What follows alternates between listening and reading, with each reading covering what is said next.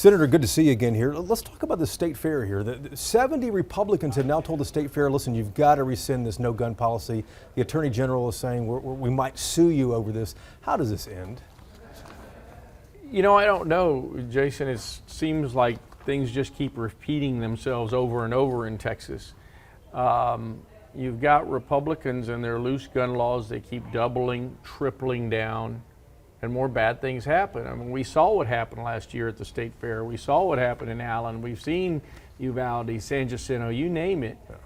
We are the second most dangerous country in the world. We're the, I don't know, 9th, 10th, 11th most dangerous state in the United States. That's on gun violence and mass shootings. It is astounding to me, but these people don't seem to learn. I don't think it does end. You know, Republicans watching this are going to say, listen, if I go to the fair with my family, I want to at least have a fighting chance. What do you say to that? I would say that if you didn't allow guns, that wouldn't have happened last year. You and your family could be safe, and you would feel confident in going to the state fair. We can't go to the mall, the grocery store, church, or school anymore without apprehension and trepidation. That's the state of affairs in this state. I took a bucket list trip with my kids, took them to Europe. Italy, 300 deaths last year. We had 50,000 in the United States. Gun deaths. Gun deaths in Italy, including suicide, 300. We have a problem in this country on this issue, and we can address it without taking anybody's guns away, but Republicans don't want to do the slightest thing. So more kids are going to die, more people are going to die at the state fair or at the park or at the mall or at church because Republicans don't even want to talk about it. Senator, let's talk about the revelation with the city of Uvalde having this unreleased video from the school shooting more than 2 years ago. Any idea what's on this video and why it hasn't been released so far? Well, as you know, I sued the state and I have the DPS videos, all of those and all of their documents. I don't have the cities, never received them. Now that those have come out and your network was part of that lawsuit, you've received a good trove. I don't think anybody knows, but that goes to the bigger pieces. A faulty investigation by the district attorney's office, indicting 2 guys only, when she should have indicted a whole lot of DPS troopers, a Texas Ranger. That didn't happen. So it brings to mind, to me, the defectiveness of her investigation. No idea what's on those new videos? No, sir. No one's talked about whether they're body cam, police car cam, or surveillance? I don't know. Okay, just checking on that. I saw a headline recently, and I thought about you because it was one of the DPS troopers that was originally involved in this and that was fired, got their job back. Well, so it's funny because we were told that there would be accountability. The first guy that they said they fired was a guy named Juan Maldonado. He wasn't fired, he was allowed to retire.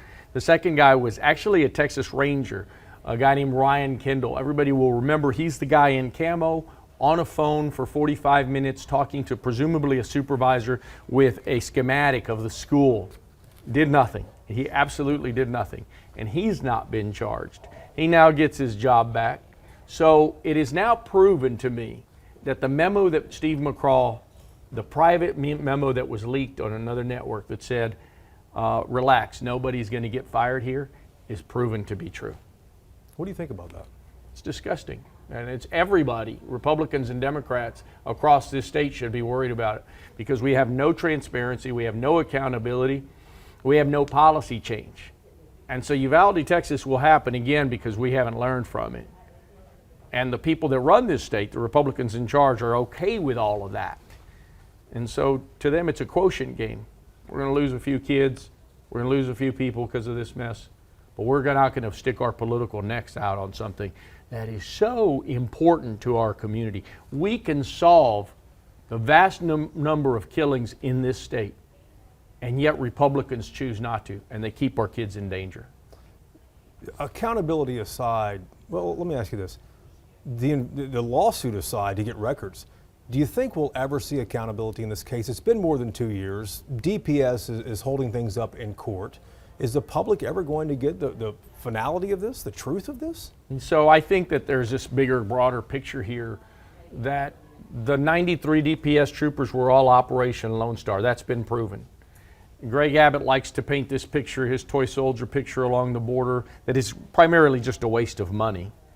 But all of those Operation Lone Star cops that were there, they failed those kids. And so no, they will never acknowledge their failure. They will never acknowledge their inadequacy. That's just the way Greg Abbott wants to keep it. Have you spoken to any of the family members of the victims since the revelation came out about Uvalde having this new video? I spoke to Brett Cross this morning. His son Uzziah was killed, is that That's right? right. That's right. What did he say? They're just angry. They're really upset. It's this drip, drip, drip of information for 2.5 years that has left these families without any kind of, relief, emotional or otherwise.